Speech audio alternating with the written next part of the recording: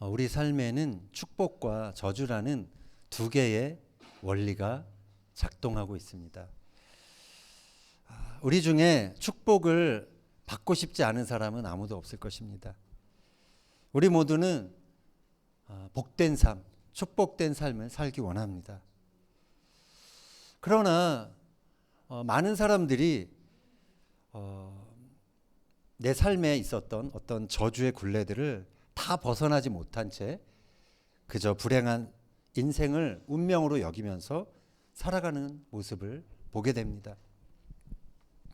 우리는 어떻게 해야 저주가 아닌 축복된 그러한 인생을 살 수 있을까요?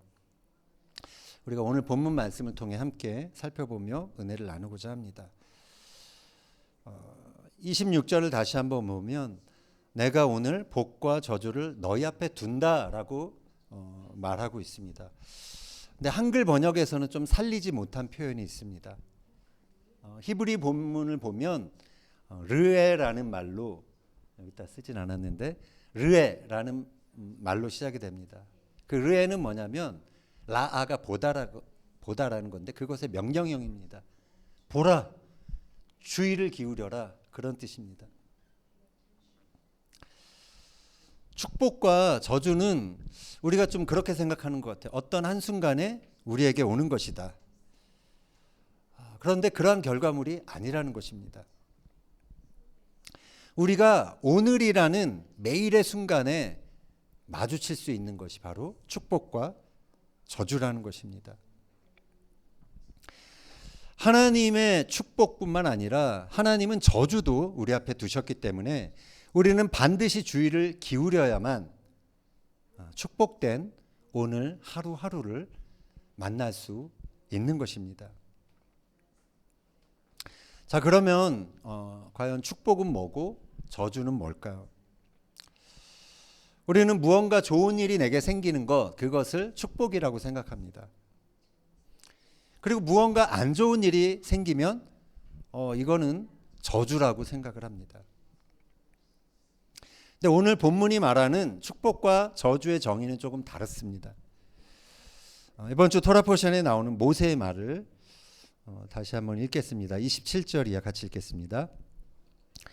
너희가 만일 내가 오늘 너희에게 명하는 너희의 하나님 여호와의 명령을 들으면 복이 될 것이요 너희가 만일 내가 오늘 너희에게 명령하는 도에서 돌이켜 떠나 너희의 하나님 여호와의 명령을 듣지 아니하고 본래 알지 못하던 다른 신들을 따르면 저주를 받으리라. 자, 이것도 히브리 원문을 좀 직역하면 이렇습니다. 축복은 이것이다라는 거거든요. 축복은 여호와의 명령을 듣는 것이다. 그리고 저주는 여호와의 명령을 듣지 않고 다른 신들을 따르는 것이다. 이렇게 정의하고 있습니다.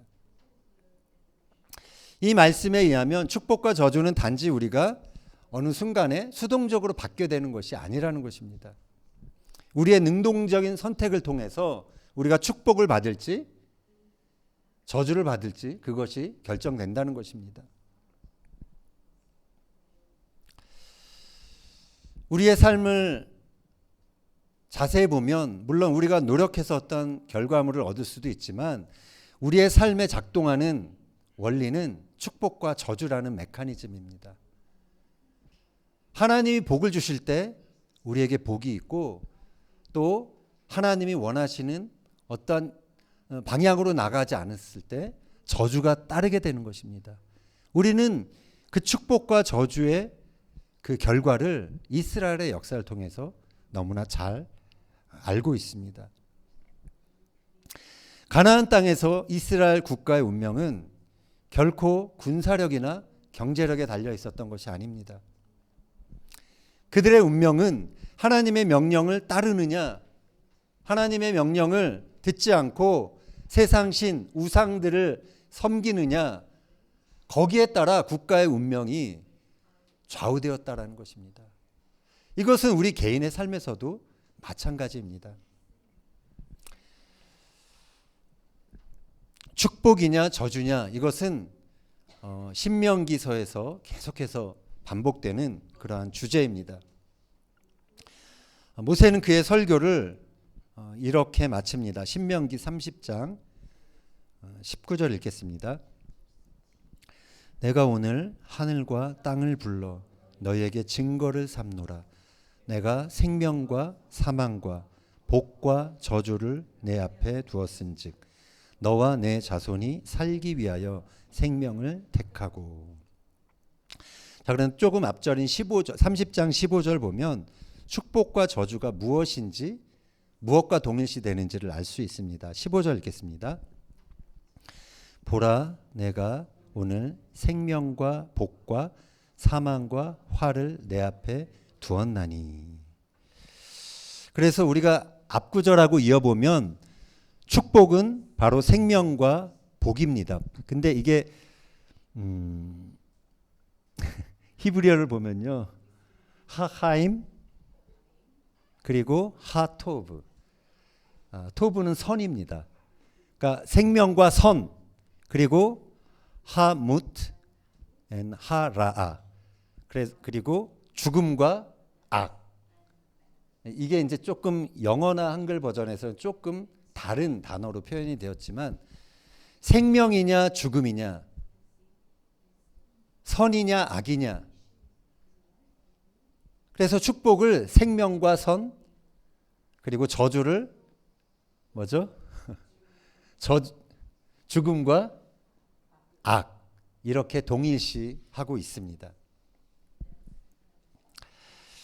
그렇다면 우리가 매일매일 선택하는 것은 생명이냐 죽음이냐 하는 것입니다.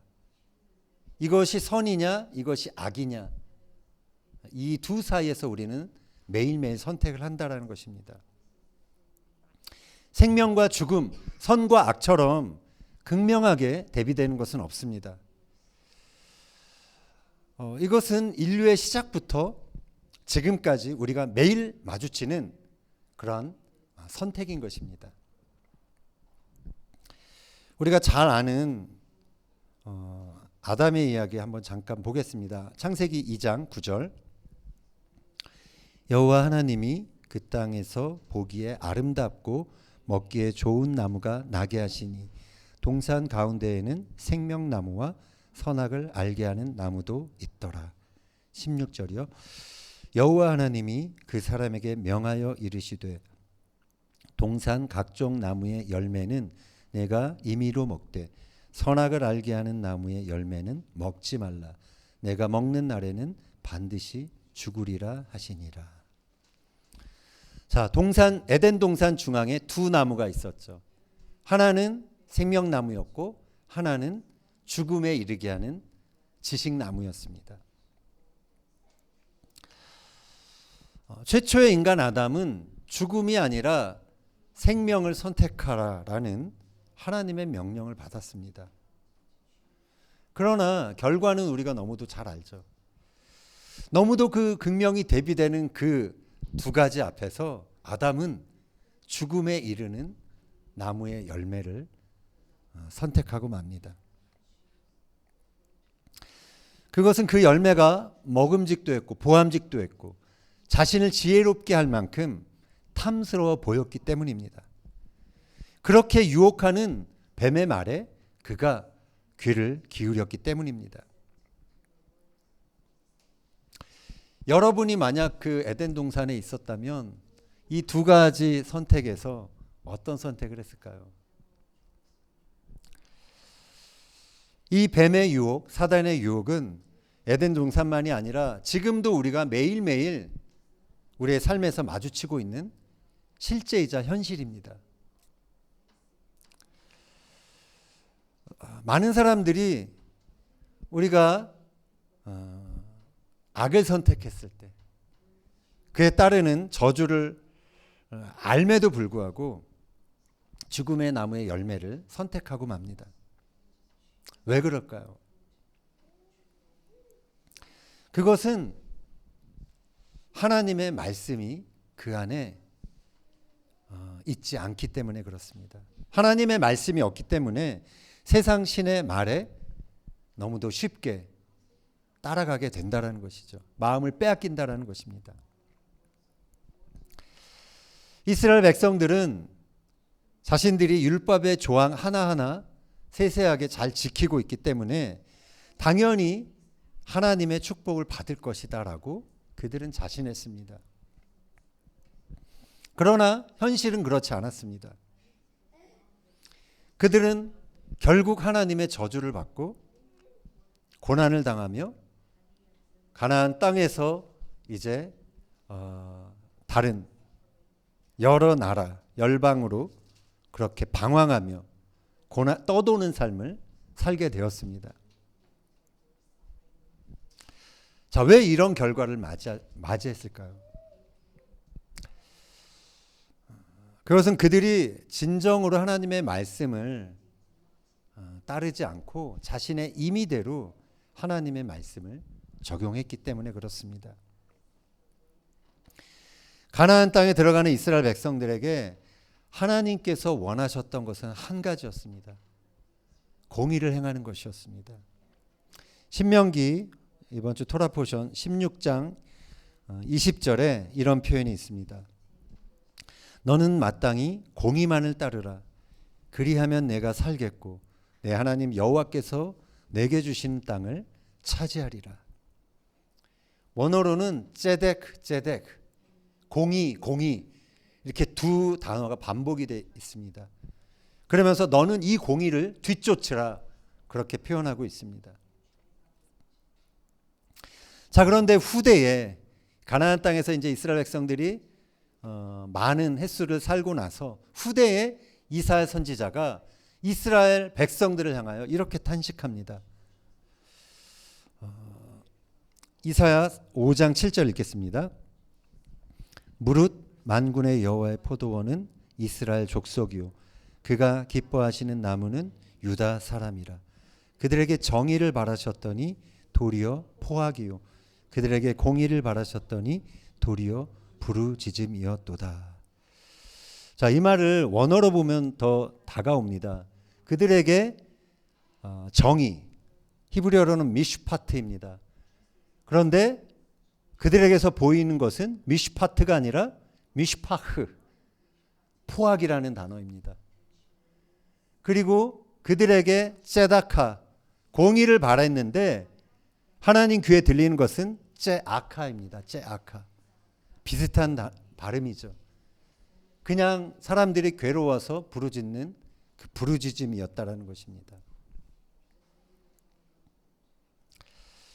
하나님은 너희가 가난한 자와 궁핍한 자에게 손을 펴면 나도 너희에게 축복의 손을 펴겠다라고 말씀하셨습니다. 그리하여 내가 하는 모든 일과 내 손이 닿는 모든 일에 복을 주시겠다라고 말씀하셨습니다. 이처럼 하나님이 명하신 미슈파트와 ጼ다카, 이것을 행하기 위해 아낌없이 손을 펴는 자에게 축복의 선을 펴겠다는 것이 하나님의 축복의 원리였습니다. 그러나 이스라엘 백성들은 가나안 땅에서 이 미슈파트와 ጼ다카를 하나님의 뜻대로 그렇게 행하지 않았습니다. 그들은 오히려 그들에게 풍요와 번영을 약속하는 그 땅의 신 바알을 쫓았던 것이죠. 나눔보다는 부의 축적을 위한 삶을 선택한 것입니다. 그것은 모든 소유의 주인이 하나님이심을 망각한 그런 삶인 것입니다. 내가 가진 모든 것, 내가 가진 모든 소유가 나의 것이다 라고 착각할 때 우리는 하나님을 경외하지 않는 삶을 살게 됩니다.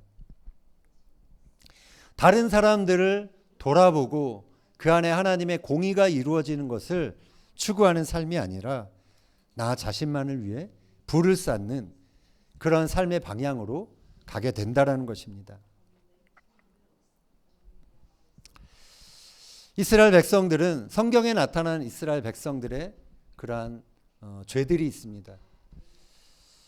그들은 뇌물을 받으면서 판결을 굽게 했습니다.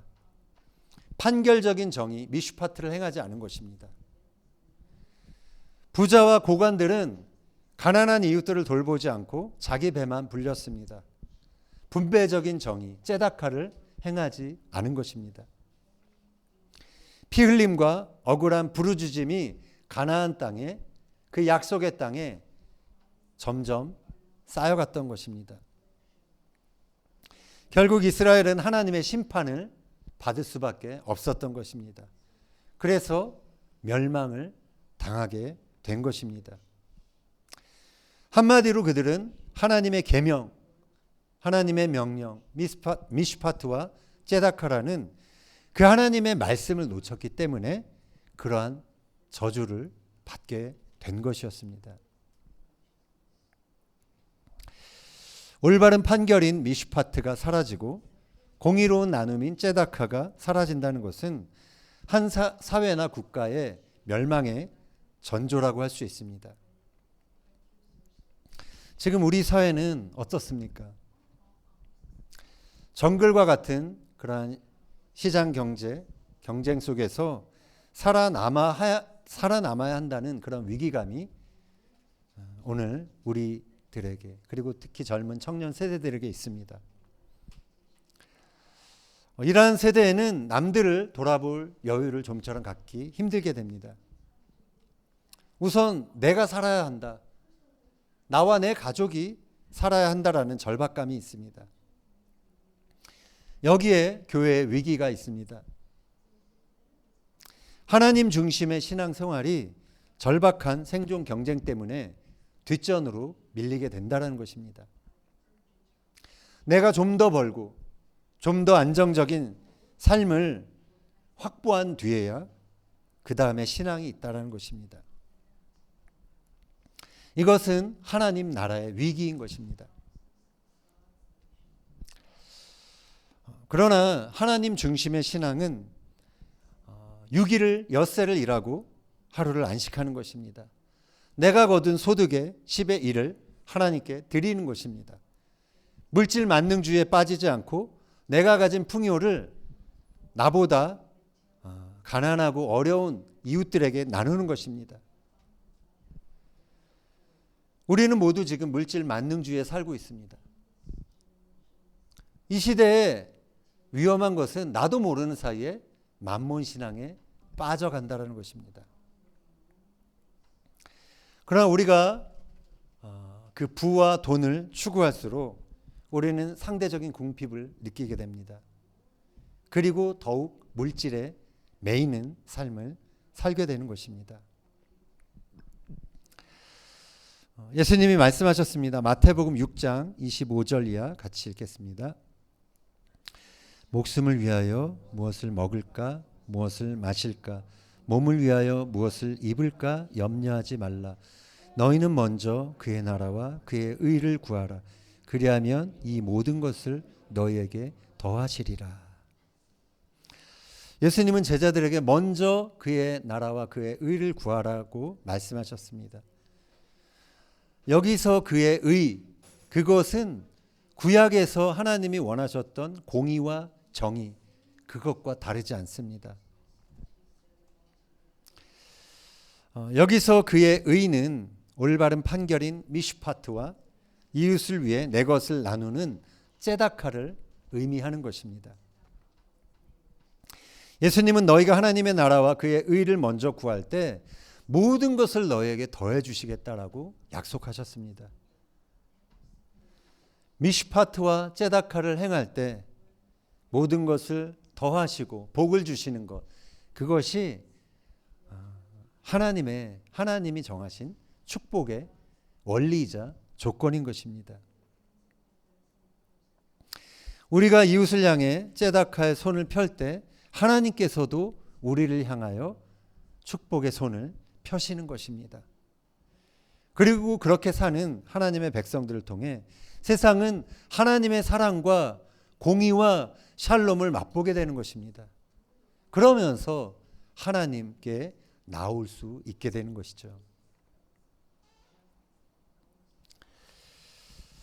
자, 그런데 우리의 딜레마가 있습니다. 우리는 사실 하나님이 원하시는 것을 알고 있습니다. 그리고 우리가 공의를 행하면 복을 받는다라는 것을 우리는 잘 알고 있습니다.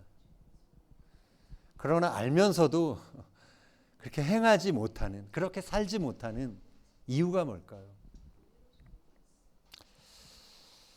로마서의 말씀을 보면 그것은 우리의 육신의 생각, 이것이 우리 안에 있기 때문에 그렇습니다. 로마서 8장 6절 7절 읽겠습니다. 육신의 생각은 사망이요 영의 생각은 생명과 평안이라. 육신의 생각은 하나님과 원수가 되나니 이는 하나님의 법에 굴복하지 아니할 뿐 아니라 할 수도 없음이라. 육신의 생각을 따랐던 아담은 지식나무의 열매를 선택했습니다. 결국 저주와 죽음에 이르는 그 나무를 선택한 것입니다. 근데 예수님은 똑같은 내용의 시험을 마귀에게 받으셨죠. 그때 예수님은 육신의 생각을, 육으로 오셨고 육신의 생각이 분명히 있었지만 육신의 생각을 따르지 않으셨습니다. 그 안에 하나님의 말씀이 있었고 예수님은 그 말씀으로 사단의 시험을 3번 다 물리치셨습니다. 예수님은 이 하나님의 말씀을 앞세워서 육신의 생각을 자극하는 그 마귀의 유혹을 물리칠 수 있었던 것입니다. 따라서 우리 안에 하나님의 말씀이 있어야 우리는 육신의 생각이 아니라 영이 주는 생각을 따라 하나님의 뜻을 행할 수 있게 되는 것입니다. 우리가 온전히 하나님의 법에 굴복하게 될 때 우리의 삶에 생명과 축복이 열리게 되는 것입니다. 바울은 이런 고백을 했습니다. 갈라디아서 2장 19절 이하 읽겠습니다. 내가 율법으로 말미암아 율법에 대하여 죽었나니 이는 하나님에 대하여 살려 함이라. 내가 그리스도와 함께 십자가에 못 박혔나니 그런즉 이제는 내가 사는 것이 아니요 오직 내 안에 그리스도께서 사시는 것이라. 이제 내가 육체 가운데 사는 것은 나를 사랑하사 나를 위하여 자기 자신을 버리신 하나님의 아들을 믿는 믿음 안에서 사는 것이라.